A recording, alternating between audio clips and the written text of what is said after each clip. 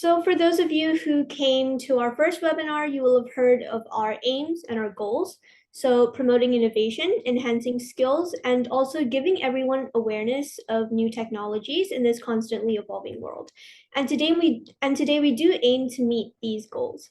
Hence, we have Mr. Joash Lee here, who has very kindly agreed to talk a bit about their experiences and offer their expertise. So let's all be respectful of the time that they've taken to attend today's webinar. So if possible, do keep your videos on.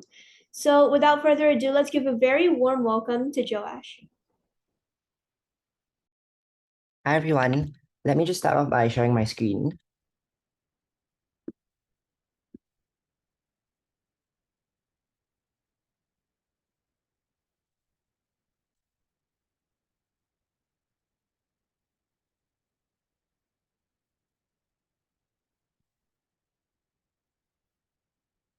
Is everyone able to see my screen?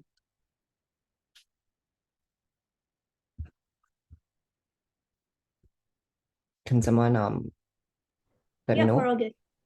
Okay. So thanks everyone for joining on a Sunday morning. It's morning for me in Singapore. I'm just going to be sharing a little bit about what I've been doing as a venture capitalist, as well as what venture capitalists look for. So I think this would be quite relevant to both people interested in finance, as well as if you guys are thinking of starting a business in future, because it'll be good to get an understanding on how VCs make their investment decisions. And then I'll be ending off a bit about sharing a bit about impact investing, which is essentially what I do now. So maybe to start off, I want to try and make this session as interactive as possible because I don't think we have a very big group, about 10 to 15 people. So just curious, how many of us are interested in a career in finance? You can unmute or maybe you can share in the chat.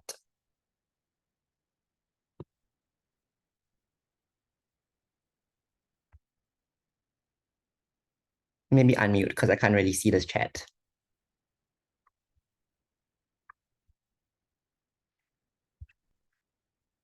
Yeah, like finance or business. Sorry, who's speaking currently? Is it It Zeke? was me. Yeah. Okay, hi. Yeah, so you're interested in finance. Yeah. Have you thought about like which aspects of finance you're interested in, whether it's venture capital, private equity, or investment banking, or you're still exploring now? I'm still exploring it, to be honest. Okay, that's cool. I think today's webinar will give you like a good understanding of like what venture capital entails, and then you'll be able to, sort of navigate. And even for those of us who aren't interested in finance, I'll be sharing a little bit about because I'm sure you're interested in entrepreneurship, right? So I think it will give you good understanding on what venture capitalists look for. So without further ado, I'll just get started on a short introduction. So I am Joash. As you already know, I'm an entrepreneur turned investor. Previously did a number of startups, mostly in the fashion industry. And in terms of investment experience, I started trading fixed income and commodities in 2015. I'm actually not that old, so I started quite early before shifting focus to Forex, equities, and derivatives in 2020. And so 2020 was when COVID hit, right? So I think it was a bit of rough, turbulent times then. I think it was also a good time to be in a market because you kind of learn a lot when things are moving faster and you make big gains or for some big losses. And very recently, last year, I joined a Web3 VC. It's called Saison Capital, dabbled in DeFi/Web3 for a bit, after which I started my angel investing journey. So currently, I'm an advisor at a climate tech VC, and most of my investment experience is in the US or APAC markets, solely because that's where I'm located and where most of my work has been. Other than finance, I am also a photographer. I established my creative agency in 2016, mostly focusing in hospitality, and then since then it's expanded to cover digital marketing as well. I'm an active advocate for sustainability. I write and speak about the topic, articles, do consulting on an ad hoc basis, and invest in green businesses. And in terms of education, in school, I studied marketing, but so that's I'm a marketer by training, but most of my experience is sort of in finance. And yeah, that's just what I'm most interested in. A bit about my journey. One of my first few internships was at this company called Jones Lang LaSalle. I'm not sure if some of you have heard of it. It's a Fortune 500 company, one of the largest real estate, commercial real estate investment firms in the world. They also do investment management. And I was doing marketing there. After that, I moved on to Quantum Asset Management, where I was a research analyst. Quantum Asset is a private equity firm. It's not that big. I think it's just operating in Singapore, focusing more on late stage investments. So that would be like your series A, series B onwards. And for those of you who are unsure what that is, I'll be sharing more later on. And then after Quantum Asset Management, I moved on to Talentcraft, which is a boutique strategy consulting firm specializing in human resource. It's a really small startup, but I like it because it was founded by an ex-BCG principal. So the way that they approach problems, I guess, would be quite similar to how your MBB approaches. MBB stands for McKinsey, Bain, and BCG, if you're unsure, how they approach problems. So I think it's a really good place to learn. It was a really good place for me to learn more about strategy consulting. And then most recently, I was at Saison Capital, which is the corporate venture capital arm of Credit Saison, one of the largest credit card issuers in Japan, which I will also be introducing in the next slide. And if some of you have checked the competition stuff, right, I think you will also get an opportunity to interview at Saison Capital if you're the winner of the competition. So that's something quite interesting and to look forward to. So a bit about Saison Capital. Saison Capital is the corporate venture capital arm of Credit Saison, which, as I mentioned, is one of Japan's largest credit card issuers and consumer finance companies. They were rated the fourth best CVC in the world in 2022 by CB Insights. So they were the only Southeast Asian fund to be in the top 10. I think that's quite a big achievement. And their parent, Credit Saison, also does consumer finance and wholesale debt lending, very active in the Southeast Asia region and India, just because of where they're located and where most of their network lies. And as a fund, they don't have a mandate. What this means is that they don't need any sort of strategic alignment with their parent company. It's a pure financial play, meaning they invest not for strategic alignment, but just to gain for capital gains. Compared to most corporate venture capital companies, they make decisions really fast, typically less than 2 weeks, while most CVCs can take up to months, right, doing their due diligence and so on. So maybe I'll take a pause here to see if anyone has any questions about Saison Capital or about venture capital, CVC. I realized I forgot to share the key difference between CVCs and VCs, right? So for those of us who are unsure, venture capital is well, I guess a CVC is a type of venture capital firm, and they invest using money from the parent company. So in Saison Capital's case, that would be Credit Saison, the parent company. While for other VCs, you typically operate using a GPLP relationship. So you have a general partner who is the guy who's in charge on the day-to-day runnings of the firm, making investment decisions, due diligence on companies, and so on. And then you have your limited partners, who are essentially just the people who give you money to invest. So the GPs would take day-to-day management of the business, and they would sort of charge a management fee to the LPs for providing the service. Do we have any questions so far? If not, I'll move on.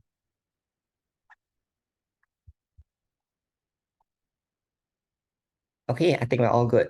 So a bit more about Saison Capital.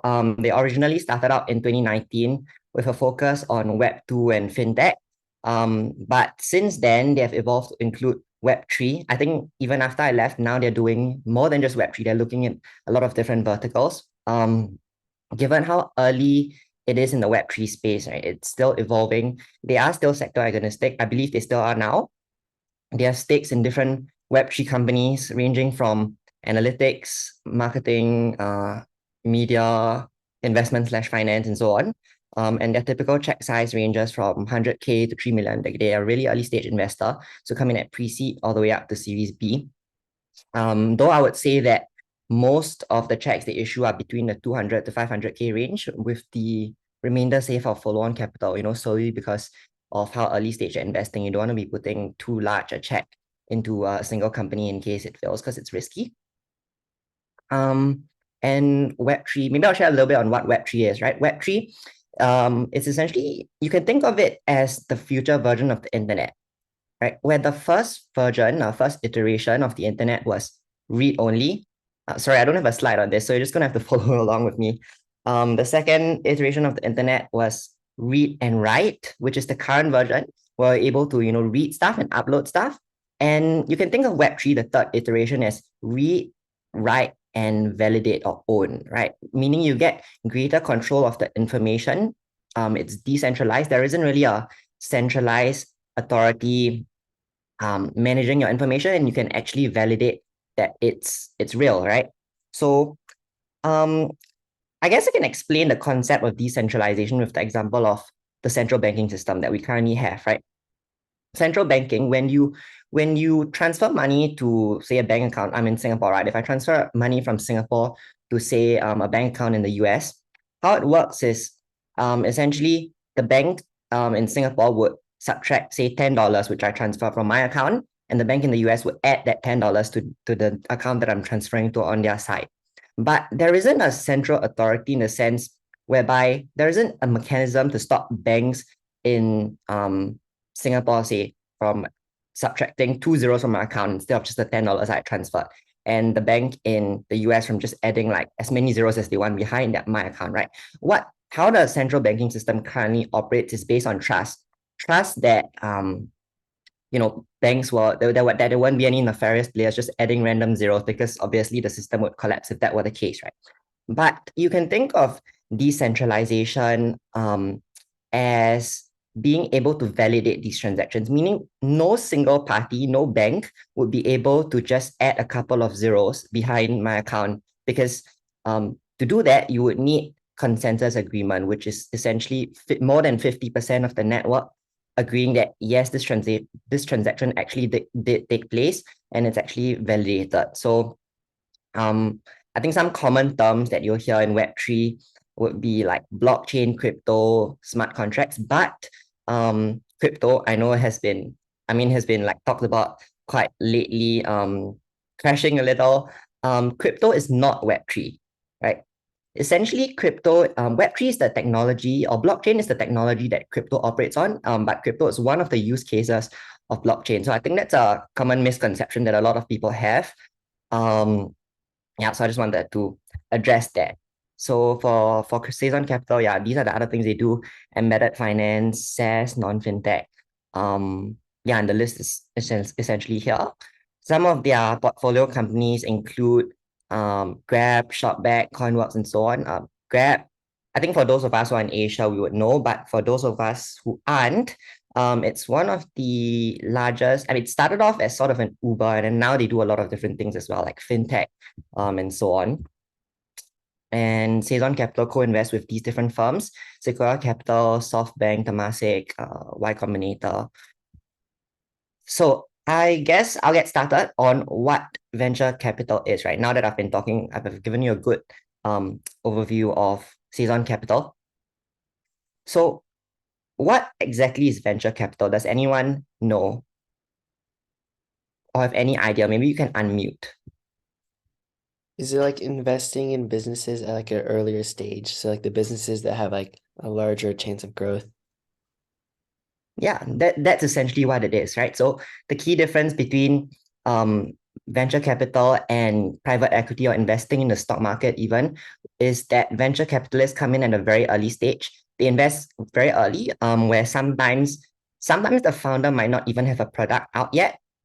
So obviously there's greater risk, but the benefit is also that if they make it big, if you invest in the next Uber or the next Airbnb, for example, right, then there's a huge potential for outsized returns, right? So yeah, I think you got it right, Zeke. That's essentially what venture capital is. And I have this photo here.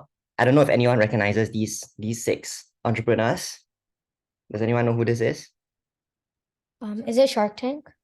Yeah, it is Shark Tank. So Shark Tank, they essentially do what what venture capitalists do, but they aren't, but in their role at Shark Tank, they aren't venture capitalists, they're in what we call as angel investors, right? And what angel investors do, it's very similar to venture capitalists. The only difference, or the key difference, is that they are investing their own money while VCs are investing other people's money, whether it's the firms, whether it's LP's money, or whether it's, in the case of CVCs, the parent company's money.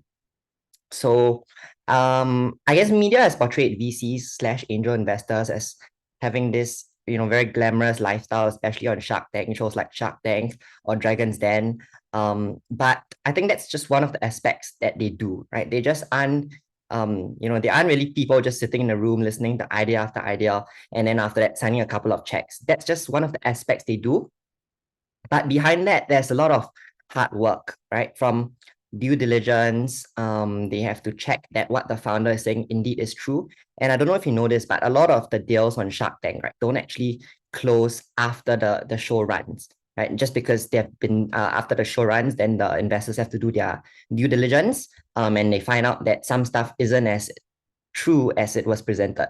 And they have different investor presentations, monitoring portfolio companies, and the list goes on. So one of the key reasons that founders actually go to venture capitalists or angel investors could be for capital, but more often than not, it's not just for the capital, but to tap on their network and their strategic advice. Because we have seen some founders who are like ex-entrepreneurs, really successful, and they definitely have the capital to fund their own startup if they wanted to themselves.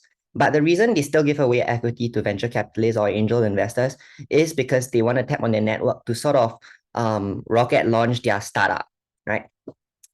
So yeah, that's not the only reason that people go to venture capitalists for. And I think most of us would already know this, but being an entrepreneur is not easy, right? 80 to 90% of VC-backed startups fail. And to be a VC-backed startup, you would already be considered quite successful because it's not easy to get funding from VCs with their stringent selection criteria and so on. So it's not an easy ride, but it is one that is very rewarding if you manage to get it right. And even if you don't, you still get to learn a lot along the way, build your network. And yeah, so for Kleiner Perkins, this is one of the most successful VC firms in the world. Out of their 17 investments, I think this was in 1986. Yeah, out of their 17 investments, only 2 were responsible for 90% of the fund's returns. So if you take a look at all the red crosses, right, those were the investments that barely broke even or just completely failed, went to zero. So what they are relying on here is the Pareto principle, right, which states that 80% of the consequences comes from 20% of the causes. And yeah, I guess you just really want to be spreading your risks as much as possible and making educated bets. That's essentially what a VC does.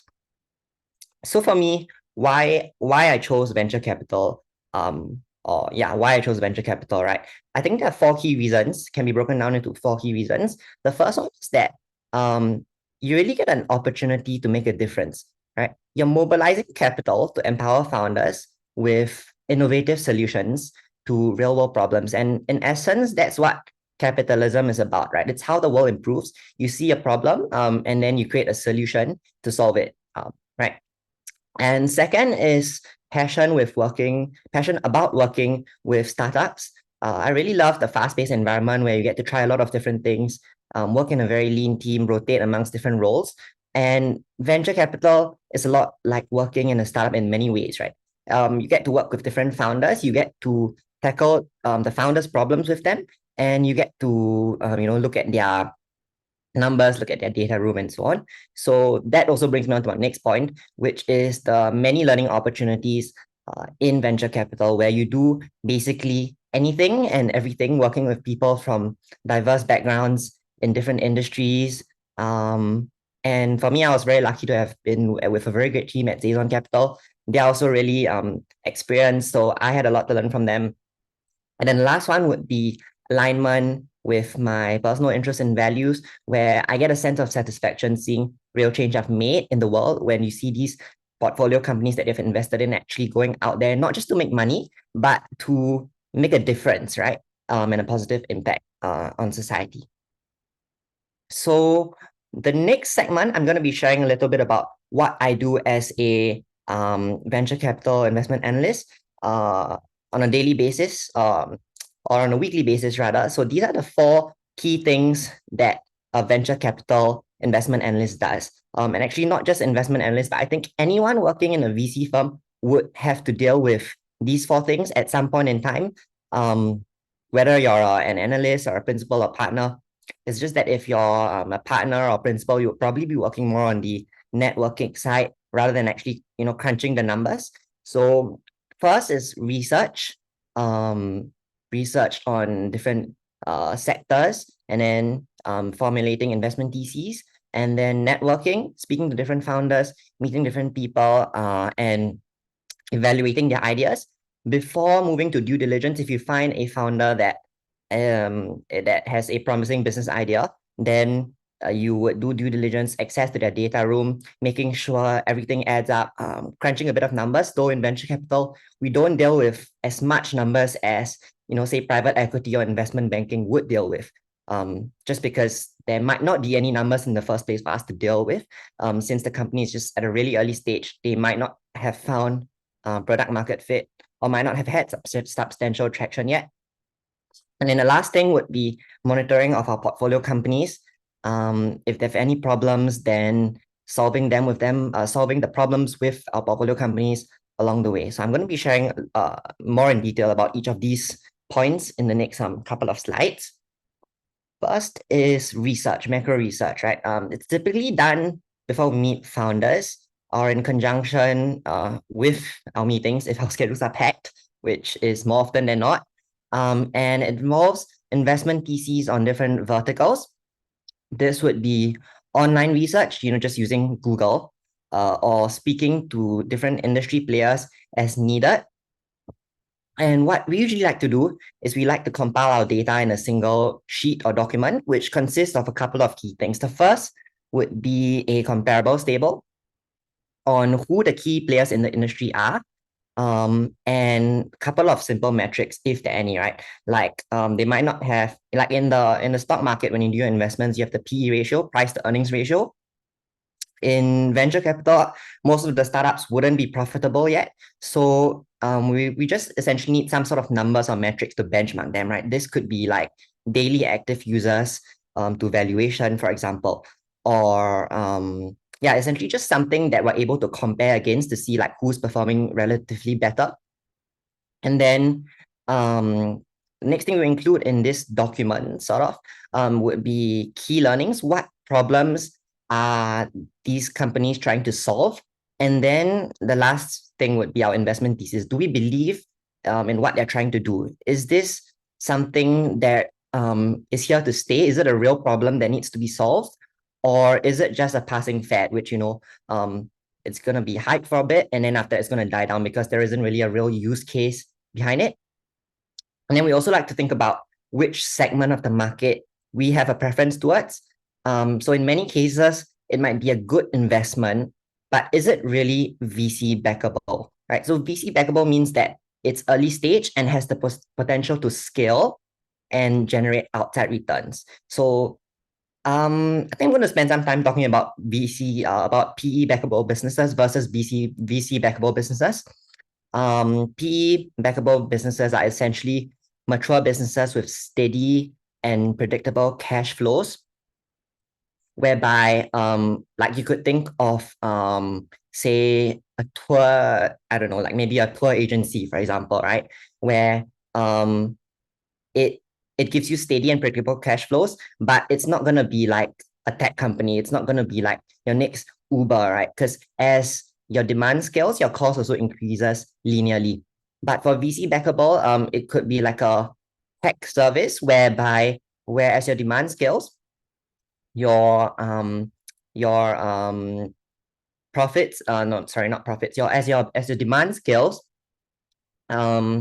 you also get more customers, and you have to I forgot what I was trying to say. Okay, essentially, forget about that. And then so that's what macro research is. And then networking and meetings, it's probably what people would call or see as the fun part of the job. But it's not just all fun. It gets a little tiring after a while. when you have to repeat the same thing over and over again. So for me, when I joined Saison Capital, it was at the, I don't know, it's best or worst time, depending how you look at it, right? It was Asia Crypto Week. And as you know, Saison Capital is a Web3 VC, meaning they invest in a lot of different Web3 companies. So they were very actively involved with Asia Crypto Week. It was really busy, had many events going on. And on top of that, you still had regular work on top, or I still had regular work on top of these different meetings. So there's essentially two types of deal flow we get, or can categorize into these two buckets. The first is outbound deals, meaning us reaching out to people.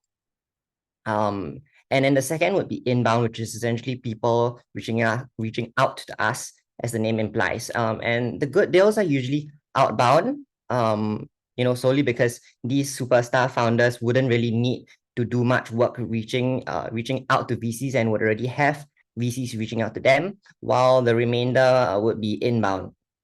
But as a venture capitalist, we have to do both of these, just to make sure that we don't miss out on any promising startups. So our job is essentially to take a look at the entire canvas to make sure we don't miss anything. So how it works is usually we would attend these meetings. If we see any founders that hold potential, we would schedule follow-up calls with them to sort of look through their pitch deck and understand their different ideas. So the idea here is of attending these different meetings is to meet new people, build existing relationships, meet with not just founders, but other VCs as well to share deal flow. And lastly, to establish our branding as the go-to VC for funds, right? Because for a lot of superstar founders or ex-entrepreneurs, right, it's not really the VC choosing them, but them choosing the VC. So what we want them to think of us as the go-to VC when that comes time for them to raise funds. So we actually get in on these different deals. Due diligence. We take a look at what are the USPs, what makes the companies different, what is the moat in the business, and why is it so hard for competitors to replicate what they're doing, right? Could it be that the founder has certain patents, or that they have access to a network that is not like that you can't just get that easily? And are the founders actually the right people to build this business for the next 5 to 10 years? Can they actually get stuff done? Maybe more importantly, can they lead a team and attract the right talent, as well as are they capable if they have the right domain expertise? So these are just like some of the questions we like to ask ourselves. And we have to be sure that the business, the startup and the founder that we're investing in is actually the right one, or what we believe the best person to build that startup, because investing in one business precludes us from investing in other similar ones for the next 5 to 10 years. So we can't just do our investment theses and then after that just pick a random startup to invest in there in hopes that they will get it right, because we can't have competing businesses in our portfolio companies. Once we invest in a particular startup, we're not allowed to invest in their competitors for the next 5 to 10 years, or usually longer. And then the last thing that we like to do as part of due diligence is to think about our exit strategy, how we are going to get our money back. Could the company potentially be acquired by a larger player through an M&A, merger and acquisition, or could it go public through an IPO, which is an initial public offering? That's like how private companies go public, and then you're able to trade their stocks on the stock market. So that's due diligence. And then the last thing would be monitoring performance.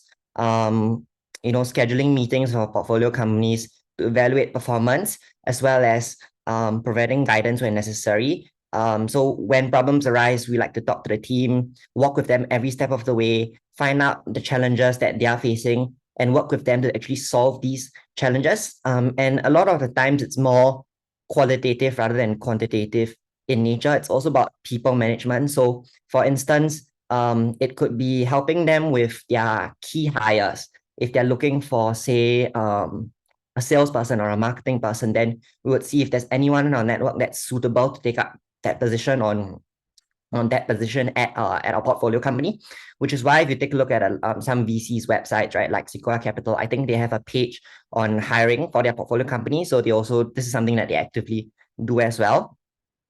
And you can think of this as quite similar to consulting in a sense, where you don't work on the day-to-day business, on the execution and so on, but you just come in to provide strategic advice on certain problems that your portfolio company might be facing, and then giving them like a direction, a rough direction on where to go, and then they'll be the ones who actually execute on that strategy. So for those of us who aren't interested in finance or venture capital, I think this part of the presentation is what you'll be more interested in. For entrepreneurs, it's how VCs make investment decisions and what are some of the things that we look out for. So the first would to check or to see if the founder has the right experience required to scale the business. Second and third, quite similar, will be traction and product market fit. So traction, we like to look at whether there's proven demand, if customers are actually buying the product slash service, or if it's just there and it's not solving any real problem and no one's actually interested in buying it. And then product market fit would be when the product, when you actually have a base of customers that are actively using your product and they keep coming back, then that would mean that you're doing something right, and that's like something we like to see. But chances are most VC or most early stage startups wouldn't have found product market fit at such an early stage because that takes time. So I would like to see founders having the right experience, and ultimately we're just looking for startups that will be successful.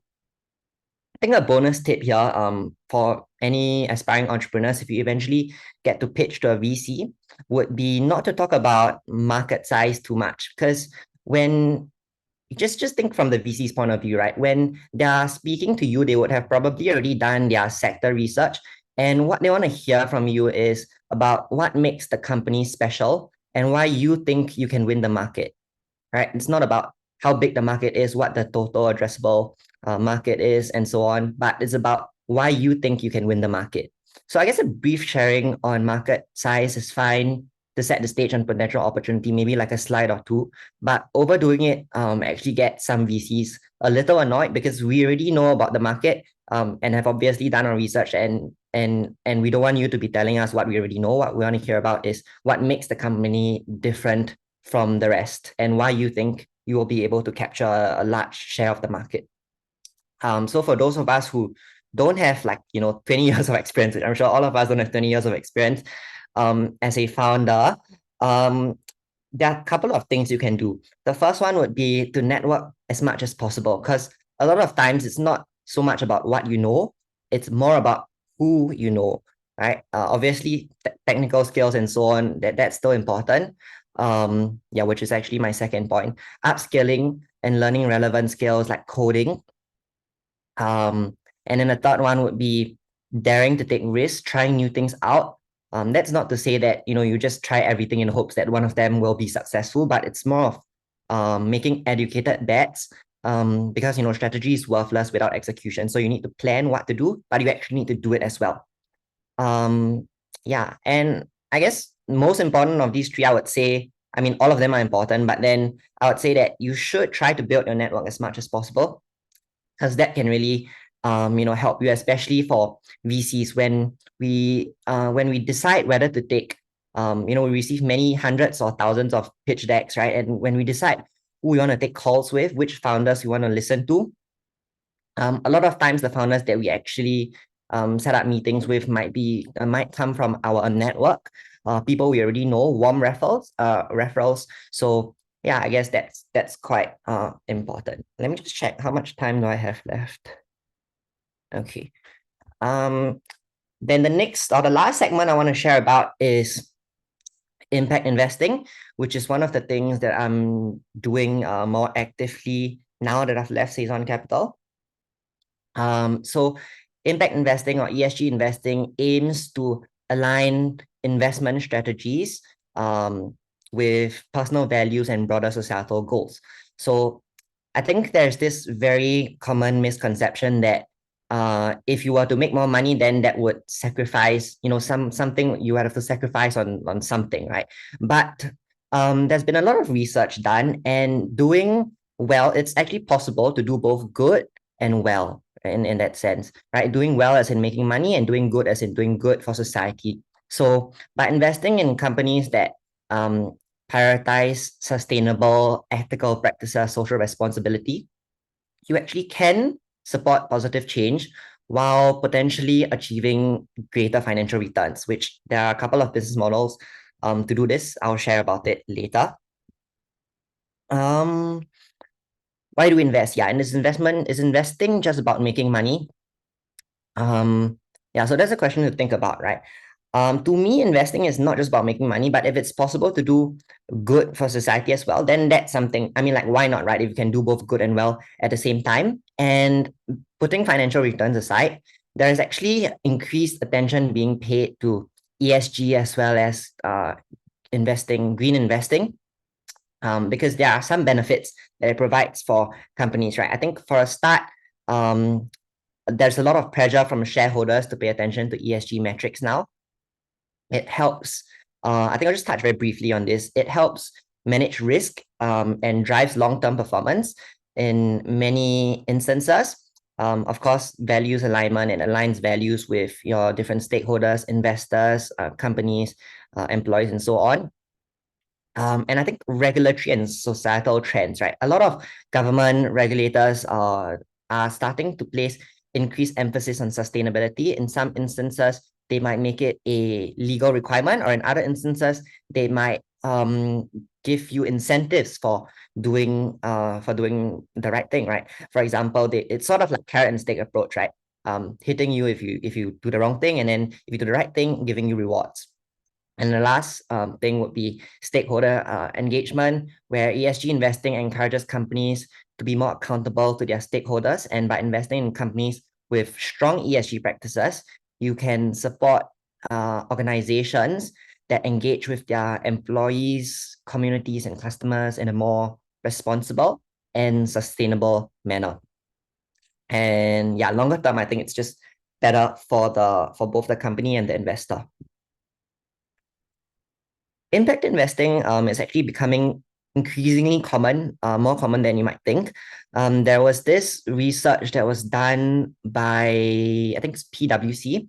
And if I recall correctly, a major takeaway from their research was that, more investors are paying attention to the different risks. Nearly 80% said that ESG was a factor that was important in making that investment decision. 80%, that's quite a high number if you think of it. And then we also have emergence of green funds at major investment firms like BlackRock, Vanguard, PIMCO, for example. And new investment firms specializing in climate like Forward VC, right? So this is, okay, actually, let me just take a pause here and see if we have any questions so far, because I realize I've been speaking a lot. Do we have any questions about VC Yeah. or? I'm Yeah. just wondering, if you're a small business, why would you choose to have venture capitalists take equity for cash flow? Like, if you're short on cash flow, wouldn't you just take out a loan? Yeah, that makes a lot of sense. So I think it goes back to one of the points that I briefly touched on earlier. Most of the times when aspiring or when entrepreneurs who are already in operation decide to take funding from venture capitalists, it's not just for the actual money that they're getting, the actual capital, but it's also because they want the strategic advice and to be able to tap on that VC's network. Which is why if you take a look at back to the Shark Tank example earlier, right? You realize that a lot of the founders who go into Shark Tank offer equity to the sharks at a discounted valuation. They would easily be able to raise much more outside. And in many instances, they already have raised a lot outside and raised at a high valuation outside. But they still want the sharks to be in on their cap table because they know the value that the sharks can provide. The sharks have huge network, and they're really experienced in the space. So they would really be able to, kickstart the startup's growth. Yeah. Other than that, do we have any other questions?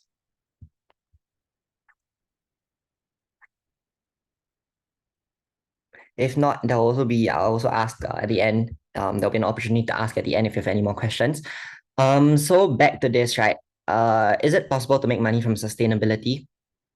There's a very brief slide that shows that yes, it actually is possible. And companies just need to find a sweet spot where their strategies, their business strategies allow them to do both good and well. And there are four, broadly speaking, you can categorize into four business models that companies can adopt. I actually got this from a course I took at Harvard Business School, and this was actually how I got into sustainability. I found it quite interesting, right? That you can actually do both good and well at the same time, and if you can, then there isn't really a reason not to. So these are the four models that you can categorize them into. The first one is the innovation model, where sustainability sorry, let me categorize them this way instead. There are instances where sustainability generates extra costs, right? So when this happens, companies can solve them using these two approaches. The first is the innovation model, and then the second is the cost reductions model. Innovations model, you can think of it, I think the best example would be like Tesla, right? Tesla produces electric vehicles, which if the electricity that's used to charge these vehicles is sustainably produced, then it's better for the environment because you don't emit, you don't have emissions and so on, right? So what Tesla did, they actually created a new category of electric vehicles, and that of course helped them drive their sales. So that's what the innovation model is about. The second one would be cost reduction model, where there are instances where adopting sustainable practices actually helps to reduce your costs. I think there was an example on this, but I can't really remember. It was I think Unilever Lipton's tea. They actually integrated sustainable practices. They did something with farmers, and because of that, it led to a decrease in their production costs. I can't remember that exact number, but it was probably something like 20%. And then if you take a look at the right-hand side of the screen, sustainability reduces costs or generates more profit at times, right? But when this happens, how should companies deal with this? The first would be premium price model, charging consumers more for products/services that are sustainably produced. And though you might look at me and say, like, why would anyone be willing to pay a premium just because it's sustainably produced, right? But there's actually been a lot of research done in this space. I think McKinsey did a study, and they found that consumers are a certain percentage of consumers are indeed willing to pay a price premium for sustainably produced goods and services, which just goes on to show that, it might be something that's feasible and it's not as far-fetched as we think it is. And then the last one would be increased market share model, where essentially you maintain your costs, maintain your selling price, and that would obviously decrease your profits per good sold, right? But overall, because consumers don't have to make the choice between something that's sustainably produced and more expensive, or something that between that and something that's sustainably produced and that not sustainably produced and the same price. So it's quite obvious that they would choose your product, and you would benefit from increased market share and increase in your overall profits, though your profits per product might decrease. This is one of my last slides. There's a couple of things that I look out for before writing my angel checks now in the context of ESG/climate tech, because ESG might not be as easy to evaluate as traditional financial metrics, right? So two things I look at. First is if the startup really makes an impact, because evaluating a startup's ESG performance is really hard. It's mostly qualitative now. It's hard to quantify with certainty, but to do this, there have been a number of tools that have been made available. It could include tracking things like carbon footprint, water usage, and so on, and then benchmarking these different metrics with peers. So the idea here is just to have some sort of baseline comparison that are able to compare different companies with, and get an idea on how they are performing relative to their peers. So with that, I come to the end of my presentation, and yeah, if there's any questions, I'm sure there are many, feel free to unmute or type in the chat. Okay, I see there's something in the chat. Okay, I'm interested in finance. Okay.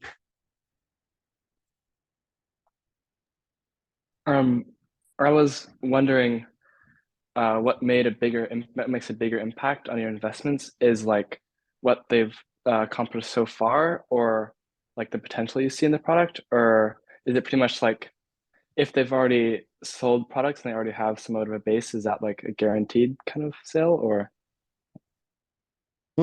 So essentially, as a VC, right, there are two key things I'd say we look at. The first one would be the founder's past experience.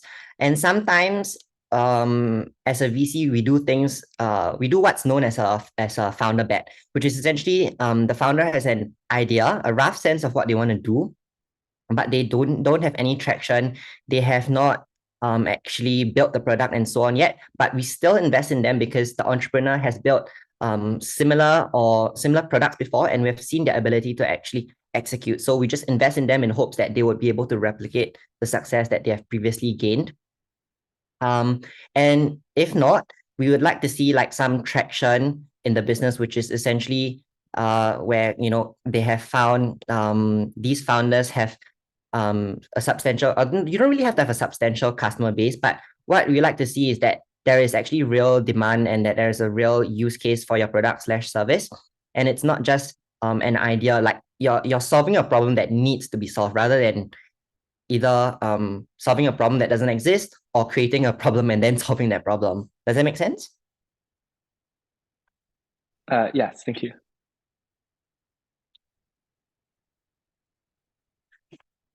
I think there's one in the chat.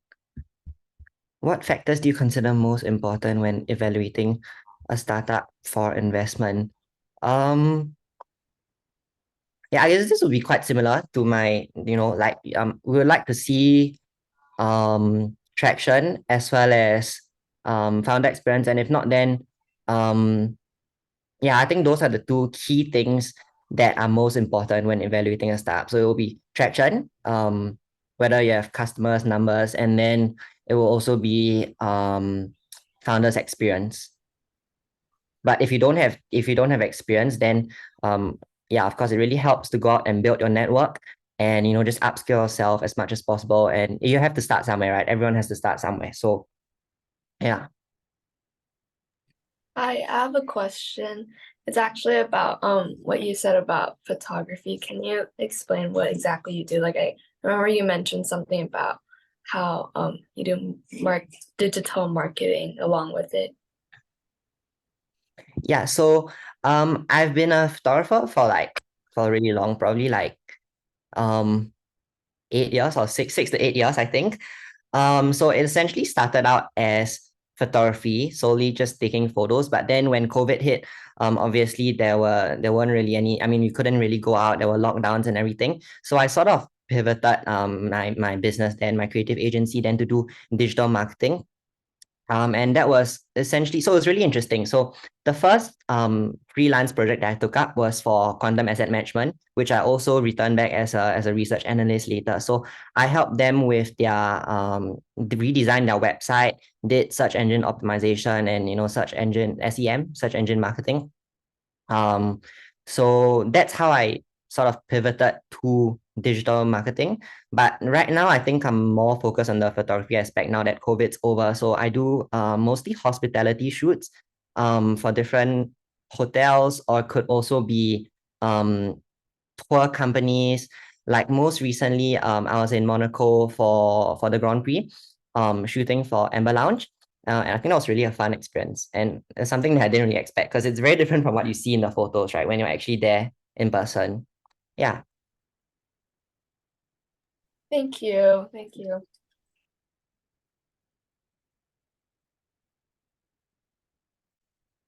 Do we have any other questions?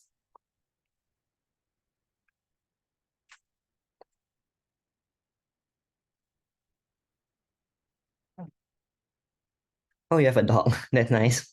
I have a corgi too.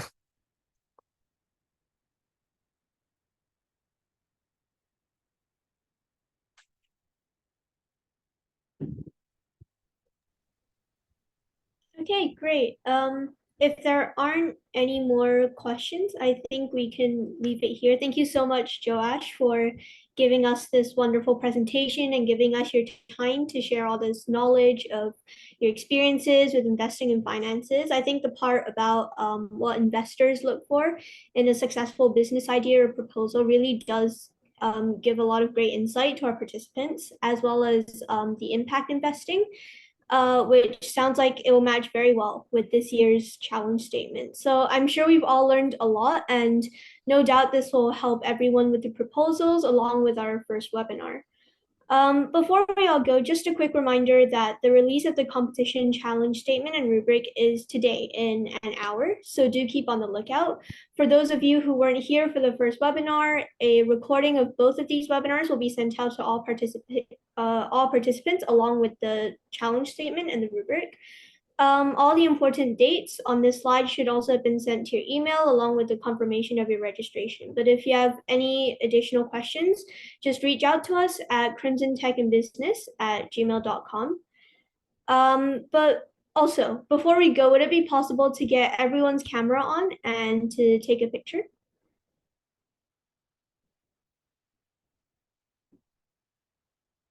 Don't be shy, guys. Camera's on.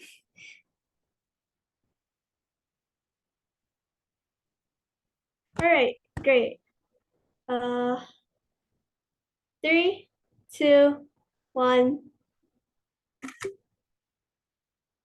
All right, great. Thank you, guys. Thank you once again, Joash, and everyone for coming. And if there aren't any questions, you're all free to go. Thanks for hosting and all the best for the challenge, Thank guys. you. Bye. Thank you. Thank Bye. you, Joash. Thank you very much. Thank you. Bye.